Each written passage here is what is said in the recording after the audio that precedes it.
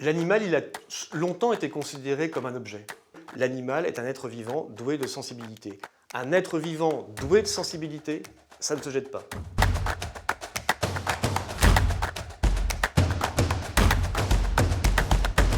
La première des raisons, c'est qu'on considère que l'animal n'est qu'un objet. On l'accroche à un arbre, on le met en face de chez soi et on le laisse partir parce qu'on n'en a plus besoin, parce qu'il nous gêne. D'autre point, c'est qu'il y a beaucoup de personnes âgées qui, quand elles sont à la fin de leur vie et qu'elles doivent se rendre dans un lieu pour les accueillir, comme un EHPAD, eh bien cet EHPAD leur dit « vous rentrez mais le chien il reste dehors ». Les autres raisons pour lesquelles les animaux sont abandonnés, c'est que l'identification des animaux de compagnie est obligatoire, il n'y a aucun contrôle et aucune sanction pour vérifier que cette loi est appliquée. Alors il y a un autre point qui est un point à mon avis essentiel, c'est qu'il faut moraliser le commerce sur les animaux de compagnie. Pourquoi? Parce qu'aujourd'hui il y a beaucoup d'animaux de compagnie qui sont vendus ou qui sont cédés sur Internet sans le moindre conseil, sans le moindre avertissement. Et ça génère aussi des abandons. Il y a un point qui est à mon avis essentiel, c'est l'éducation. Il faut qu'on forme les enfants dès leur plus jeune âge. C'est du moyen terme, voire du long terme, mais c'était absolument essentiel. Ensuite, il faut renforcer les sanctions, ou plutôt créer des sanctions pour les animaux qui ne sont pas identifiés. Pourquoi ne pas imaginer, comme d'autres pays européens, le permis? Alors ça serait un permis qui pourrait être gratuit et qui est indispensable, ce permis et cette fiche de connaissance, à l'adoption ou à l'achat d'un animal.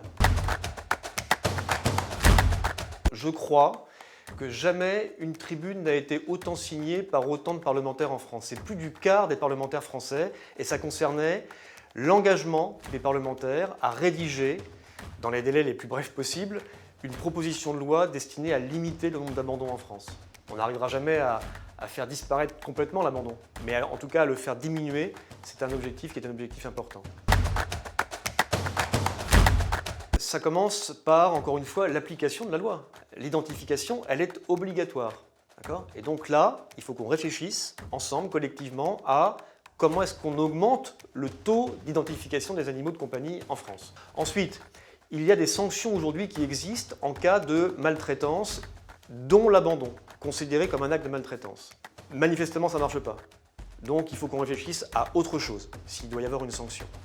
L'éducation, inscrire dans les programmes scolaires et dans la loi l'obligation de former les enfants au respect de la vie animale. On doit réfléchir également, et ça doit passer par la loi, à la création d'un permis, mais en tout cas un papier qui dit, voilà, avec ce papier, j'ai reçu des informations qui me permettent, qui m'autorisent à posséder un animal de compagnie. Et il faut qu'on s'attaque à l'achat compulsif et qu'à minima, il y ait, au moment de la vente, dans les animaleries, l'obligation de conseil et l'obligation de suivi.